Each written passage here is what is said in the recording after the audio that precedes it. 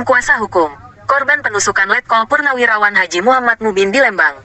Muhtar Effendi, SH, MH dan rekan beserta lawyer dari PPAD, FPPI, mendatangi Polda Jabar Kanit 2, Jatanras Unit 3, guna melihat perkembangan penanganan kasus tersebut sekaligus menanyakan dan berkonsultasi mengenai penggunaan pasal yang akan diterapkan.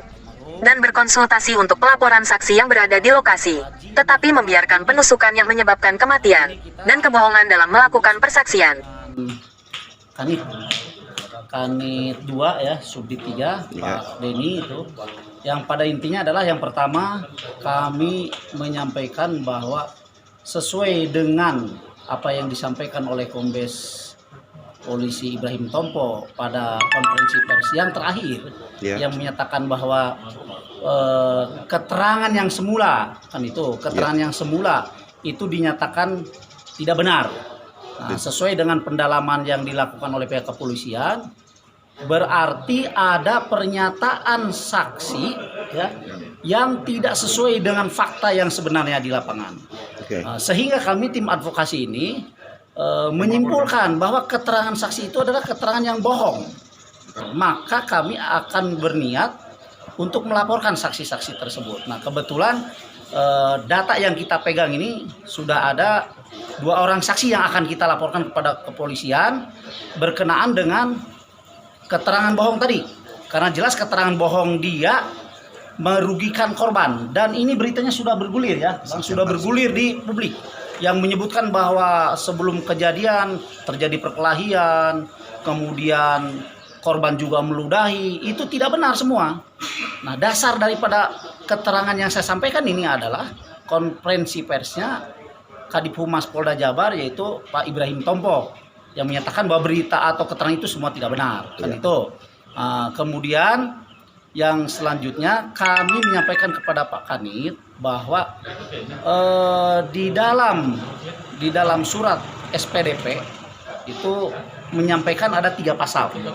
Yang pertama adalah pasal primer, yaitu 340 pembunuhan berencana. Yang kedua adalah pasal 338 itu subsidiar. Kemudian lebih subsidiar adalah 351 ayat 3. Nah, kedatangan kami ke sini untuk menganulir pasal 351 ayat 3. Karena kami tidak mau ada celah buat penegak hukum, terutama kepolisian dan kejaksaan nanti yang akan berperan di pengadilan. Ini dijadikan alasan bahwa 351 inilah pasal yang akan begitu. Nah, ini kami ingin pasal itu dianulir lah. Cukup 2 pasal saja, sehingga dia punya rencana untuk melakukan sesuatu kepada korban. Kan itu. Kemudian yang ketiga, yang selanjutnya, sesuai dengan keterangan yang kami terima bahwa pada saat kejadian itu bapaknya pelaku itu ada di tempat. Nah, makanya tadi saya menyampaikan ke Pak Kanit nih, bisa tidak ini pasal 55. Bahwa pasal 55, 56 itu harus diterapkan kepada segera ya Pak ya. Bapaknya pelaku itu. Ya, harus segera. Sebelum proses ini berlanjut lebih jauh lagi kan itu. Nah, gitu, sebelum dilimpahkan ke kejaksaan. Karena apa? Jelas kok orang yang membiarkan suatu kejahatan terjadi, kan apalagi memberi kesempatan, apalagi membantu, udah jelas itu masuk di dalam pasal penyertaan dan hukumannya jelas ada. Ya, itu yang bisa kami sampaikan. Mau kapan Pak untuk penekanan kepada Bapak Sutikno atau orang tua dari Pak Henry itu HH itu Pak? Ya, kami akan melaporkan Sutikno B. Hartono, nama lengkapnya itu adalah bapak dari pelaku. Yang pada saat itu ada. Yang pada saat itu ada di lokasi itu, yang saya bilang membiarkan itu terjadi.